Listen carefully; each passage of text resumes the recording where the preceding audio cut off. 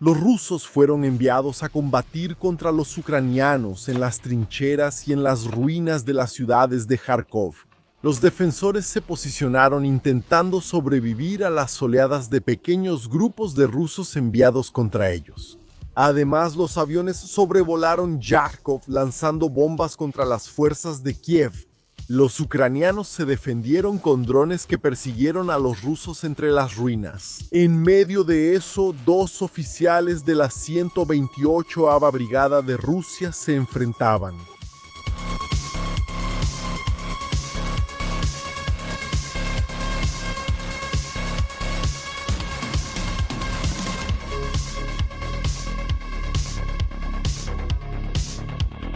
Las decisiones e inquietudes en el alma de un hombre a veces se unen para tejer los últimos hilos de su destino. Eso sucede tanto para bien como para mal. Cuando los caminos de soldados y oficiales se cruzan por la guerra, surgen condiciones para la gloria, o un cadáver olvidado en el campo de batalla.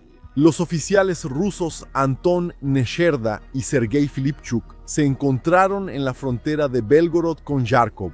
Todavía en 2001, 2024 y después de eso, habría un conflicto entre dos generaciones que marcaría sus vidas. El avance ruso por Kharkov comenzó con un éxito que encantó a los ojos de los oficiales. Tanques ucranianos ardieron en las carreteras cuando intentaron reaccionar. Los kamikazes rusos volaron contra las escasas defensas ucranianas en la región, llenando de pánico a los soldados. En un lugar que imaginaban ser una posición tranquila en la guerra, hombres como el coronel Anton Nesherda vieron la oportunidad de brillar.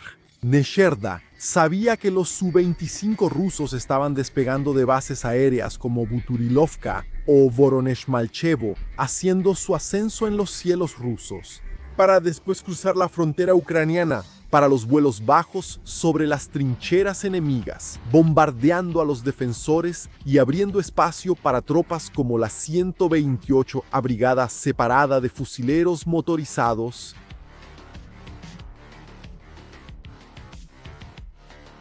El coronel Nesherda miró sonriente los videos de los combates, como los blindados ucranianos explotando en las minas o cuando intentaron moverse para atacar a los rusos y fueron alcanzados y obligados a retroceder.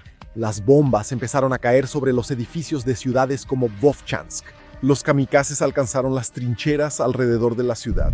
Rodeados por el fuego, los soldados tuvieron que huir. Las cámaras rusas observaron sádicamente planeando las explosiones que matarían a los hombres escondidos en los bosques alrededor de Vovchansk. Un soldado desgarrado que intentaba sobrevivir al avance ruso pronto también sería abatido por los kamikazes. Todo parecía estar bien para Nesherda, hasta que los ucranianos se reorganizaron y empezaron a enviar sus drones a la carnicería. La muerte bailó en un baile donde los invitados de honor eran las almas rusas. Los desesperados dispararon contra los drones, pero el miedo no les ayudó a alcanzar a los demonios ni a cobrarles el precio de la guerra. Algunos de ellos ni siquiera llegaron a alcanzar Vovchansk, muriendo en los bordes de la ciudad por el ataque de los kamikazes. No había lugar para esconderse. Atascados en las orillas de los ríos que debían cruzar, algunos de ellos dispararon contra la amenaza que se lanzó hacia ellos. El resultado final fue un hombre herido ahogándose en aguas rojas. Entonces, el frente se volvió un estancamiento, donde los ucranianos parecían más preocupados por avanzar en varios puntos, pero solo observaban cómo hombres como el coronel enviaban a sus nuevos reclutas entre los escombros de la ciudad durante más de un año. Eso sería el patrón inquebrantable. Rusos intentando avanzar, ucranianos defendiéndose, hombres muriendo de todos lados. Anton Nesherda siguió cumpliendo su papel, enviando a sus hombres a las misiones, con una selección cuyos criterios dejaron a muchos engañados. De alguna manera, Sergei Filipchuk decidió intervenir.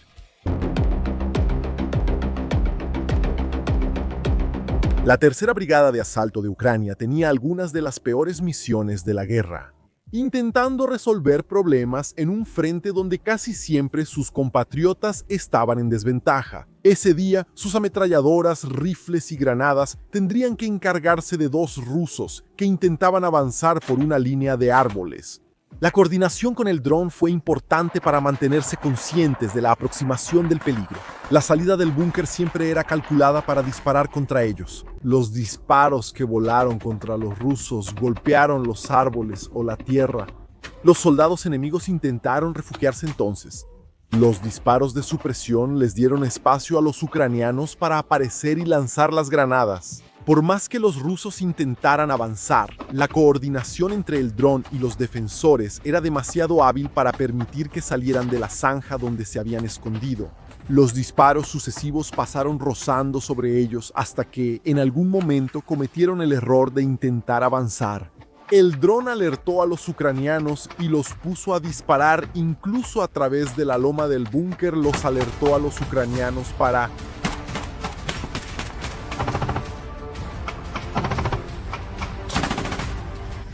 Uno de los soldados de la tercera brigada lanzó la granada. Ese fue el golpe final contra los rusos en esa batalla. Ataques como ese no parecían tener sentido para muchos, pero era parte de la rutina de los rusos. Enviar esos pequeños grupos de ataque contra escuadrones pequeños y desgastados que protegían las posiciones ucranianas. Nechirda decía que solo estaba siguiendo esas órdenes cuando supo que Flipchuk estaba en la región de Belgorod y empezó a escuchar sobre el asunto. La interferencia del viejo que salió de su jubilación sobre el trabajo del joven coronel generaría un roce mortal en la 128 Brigada. Mientras los oficiales empezaban a intercambiar indirectas, las bombas rusas estaban volando para destruir varias partes de Vovchansk. Las explosiones derribaron el concreto sobre las cabezas de los ucranianos. Eran tantas seguidas que ni siquiera había tiempo para que los soldados salieran de sus escondites. Los objetivos de los rusos no eran solo los hombres, sino también la artillería ucraniana escondida entre los árboles con el cañón autopropulsado 2S3 de 152 milímetros. Las bajadas de los drones acabaron con el equipo y la munición escondida en el bosque. Los drones kamikazes rusos sobrevolaron Vovchansk buscando a los ucranianos que se desplazaron por los bordes de la ciudad aún bajo el control de Kiev. Uno de esos drones, el Molinya, era un dron vista en primera persona de ala fija, que podía volar a una distancia media de hasta 50 kilómetros. Sin embargo, el avión Vovchansk distancia se estrelló sobre una camioneta. Los soldados salieron rápidamente del vehículo, aún aturdidos, pero todos vivos, a pesar del impacto de la fuerte detonación de la ojiva del dron. Después de tantos explosivos lanzados sobre los ucranianos, oficiales de la Brigada 128 rusa como Nechirda enviaron a más hombres a Vovchansk. Anton Nechirda tenía su manera de tratar con los soldados que se negaban a ir a las misiones. Una de ellas era la golpiza. A pesar de que se registraron otros incidentes dentro de las Fuerzas Armadas rusas, Nechirda era bastante eficiente en ese proceso. Sus hombres sufrieron castigos exagerados, que involucraban tortura física y psicológica. Claro que no siempre llegó al extremo de un soldado siendo arrastrado por el campo, atado a un coche, pero Nechirda usó su imaginación durante los castigos. Quien no quisiera ir a los asaltos tenía que pagar, y pagar caro. El salario del soldado era el sustento mórbido de su vida, era pagar o ser enviado a los peores asaltos. En Vovchansk, estos pequeños escuadrones rusos recorrían las ruinas de la ciudad con el objetivo de ocupar las casas y edificios destruidos para expandir el territorio. Los ucranianos los esperaban con los rifles apuntados, comenzando los disparos que derribaron a uno por uno en el campo de batalla. Los rusos escucharon a sus compañeros al frente gritar mientras caían. Ellos siguieron corriendo, conscientes de que probablemente serían los próximos en besar el suelo ucraniano. Los defensores de Kiev surgieron de entre las ruinas, apretando los gatillos mientras los rusos intentaban protegerse, aún tomados por la sorpresa. Lo que el rifle no mató, la granada lo ejecutó. Los rifles del 34 o batallón separado de infantería motorizada estaban activos en esas defensas contra las tropas rusas, como la Brigada 128. Contaron con el apoyo de los drones para intentar evitar que los soldados enemigos se acercaran demasiado, disminuyendo la presión. El 34 o batallón era una unidad de las Fuerzas Armadas de Ucrania que surgió en 2014 cuando todavía se llamaba Batallón de Defensa Territorial Voluntario Batyk-Vyshchinia. Ya en 2025. Era conocido como Wolfhound y servía bajo el mando de la 57A Brigada de Infantería Motorizada, a la que apoyaba con drones.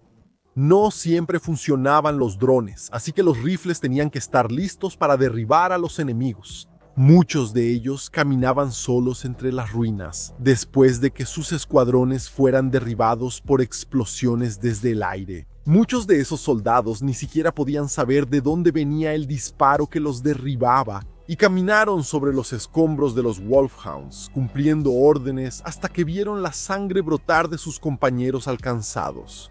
En esos momentos no había filosofía de guerra ni estrategia, solo unos pocos segundos para morir o intentar buscar cobertura. Sus cadáveres se acumularon, algunos demasiado heridos para moverse en lugares donde era imposible evacuar, tomaron decisiones absurdas sobre sus vidas.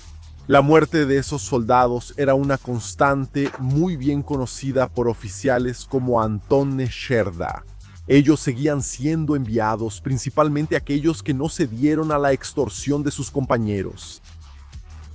Fueron derribados por las explosiones que venían. Un dron dejó caer una granada sobre uno de ellos. El hombre todavía se arrastró entre los escombros, sangrando sobre el resto de casas y familias ucranianas. Todo lo que el soldado pensó en ese momento fue solamente en la necesidad de sobrevivir y en la suerte de que el dron no tuviera otra granada para terminar con su vida. El compañero lo esperó y lo llamó a un único lugar donde podrían protegerse hasta que llegara otra oleada y acumularan suficientes hombres para poner a prueba a las tropas ucranianas. Pero entonces se agotaron sus fuerzas.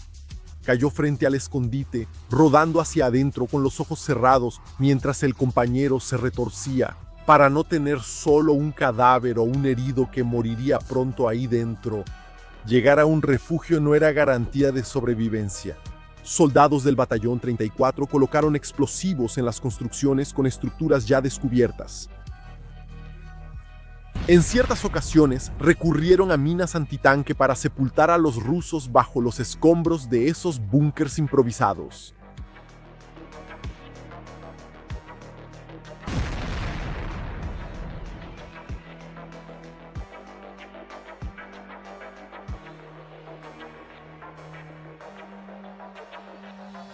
Había otro riesgo, aunque los rusos sufrían, pero con el que no estaban muy acostumbrados.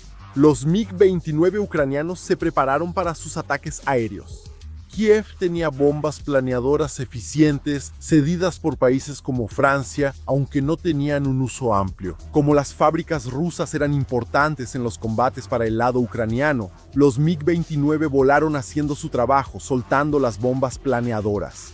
La explosión derribó a los soldados rusos que estaban allí. Algunas veces, esos eran puntos donde sus escuadrones se habían refugiado y establecido para continuar los ataques. Sergei Filipchuk, al pasar por Belgorod, estaba reuniendo cada vez más material para usar como pruebas contra el coronel Neshirda. Uno de los casos que llamó la atención fue el del teniente Matveyev, atado y llevado al interior del bosque del distrito de Shebekino, en la región de Belgorod. Allí lo ataron a un árbol con cinta adhesiva y empezaron a golpearlo brutalmente.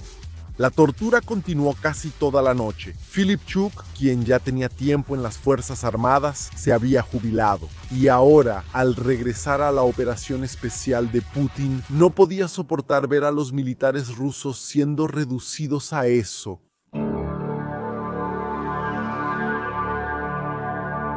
Los rusos continuaron sus ataques contra los ucranianos.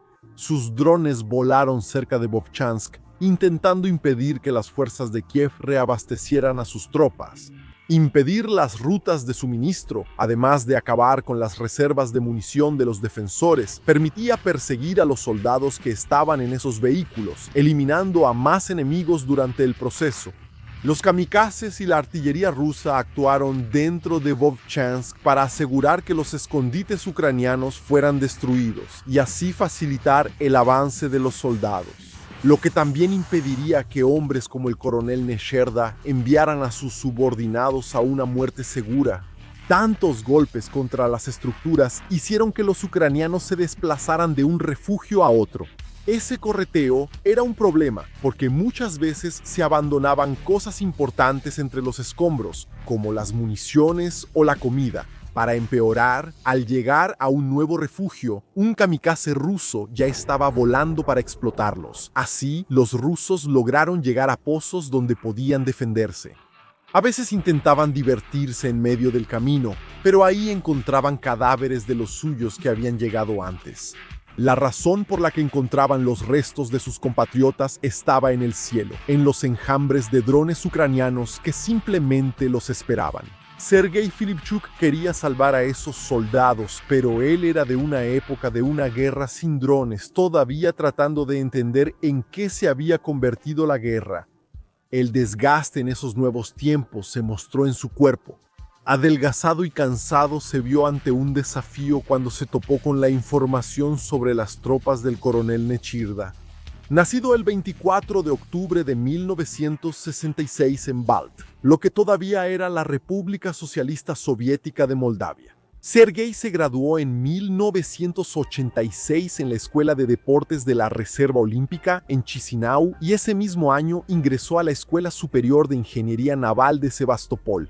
Concluyó sus estudios en 1991 como teniente y sirvió en la Flota del Norte. En barcos de superficie y submarinos actuó en los submarinos nucleares K-532 Vepir y K-461 Volk, llegando a su carrera subcomandante responsable del trabajo educativo, participando en 2 destacamentos de combate y pruebas de misiles. Licenciado en 2007 con el rango de capitán de segunda clase, recibió varias medallas y la insignia por servicio valiente en el Ártico. En marzo de 2024, motivado por el deber patriótico, regresó voluntariamente al servicio activo, siendo asignado como vicecomandante político-militar en el recién formado Distrito Militar. Allí comenzó a trabajar con la 128ª Brigada de Fusileros Motorizados del 44º Cuerpo, siendo responsable del trabajo político-militar. Eso fue lo que lo puso en contacto con los hombres bajo el mando del coronel Anton Nesherda.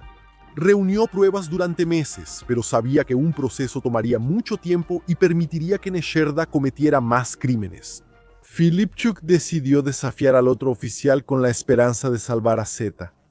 No tenía miedo de la influencia de Nesherda, que, por cierto, tenía un hermano que era subcomandante en la 4ª División de Tanques. Fue un error absurdo de un hombre acostumbrado a la antigua estructura y con demasiada confianza. Por honor militar, Nesherda pidió ayuda al jefe del Estado Mayor de la brigada, el teniente coronel Sadnov.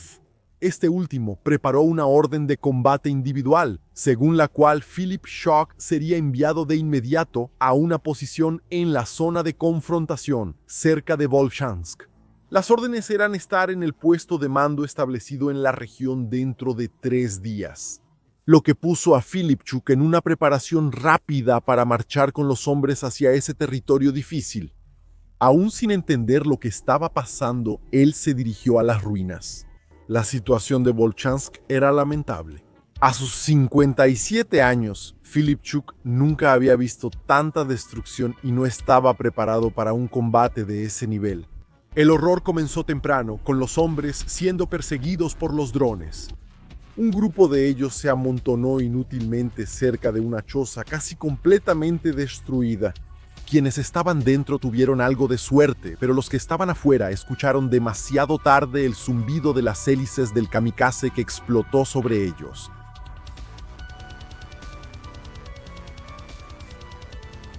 Dos soldados intentaron cruzar una calle cuando el dron apareció bailando entre ellos antes de elegir a su víctima. Después de fijar la lente en el objetivo humano, se lanzó contra el soldado como una sombra, desgarrando el aire. El compañero intentó interrumpir la trayectoria con el rifle. Sin embargo, el destino ya estaba decidido. La explosión que acabó con la vida del ruso fue tan fuerte que esparció pedazos de su cuerpo por toda el área. Incluso su compañero, que seguía vivo, recibió restos humanos en su uniforme. La visión del horror nunca lo abandonaría. Filipchuk estaba entre los hombres que vivieron esa pesadilla, pero la muerte le llegó de otra manera. Los explosivos cayeron sobre los rusos lanzados por los drones. Eran tantos cayendo de los suyos que no había a dónde correr. Filipchuk acababa de llegar a la posición. En 10 minutos la línea cero ya era objetivo de drones. El fuego devoraba su carne. No tuvo fuerzas para correr como los más jóvenes. Algunos, incluso heridos, lograron alejarse de las zonas donde los enjambres de drones estaban más activos. Incluso esos jóvenes cayeron en el camino y los amigos en pánico no tuvieron oportunidad de ayudarlos. Filipchuk cayó en un frente que durante más de un año no tendría cambios significativos, excepto en la cantidad de cadáveres. Muchos se preguntarían qué hacía un hombre que trabajó en submarinos nucleares participando en un asalto en un frente como ese. La respuesta al destino de otro cadáver ruso estaría en los expedientes del proceso contra el coronel Anton Nesherda, que por cierto todavía tenía acusaciones bastante leves. Las acusaciones en su contra, enmarcadas en el artículo 286 del Código Penal de la Federación Rusa por abuso de poder, fueron consideradas leves. Ante la gravedad de los hechos, extorsiones sistemáticas a subordinados, golpizas violentas, torturas e incluso homicidios. Se constató que Nesherda envió deliberadamente a militares indeseados a una muerte segura. A pesar de eso, la investigación encontró una fuerte resistencia. Anton Nesherda era hermano de Pavel Nesherda, subcomandante de la 4ª División de Alemania, colega de seguimiento One.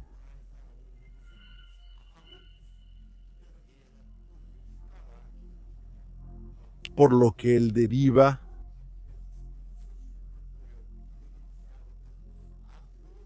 ¿qué enseñó Jelinek con el acordeón Wiedergi? La violencia de la consistencia, guerras nucleares, navegando bajo las olas en submarinos que eran el orgullo de su patria, terminó mirando al cielo para ver la muerte caer frente a él, por un pequeño instrumento que hasta hace pocos años se usaba más para filmar bodas y como juguete para niños.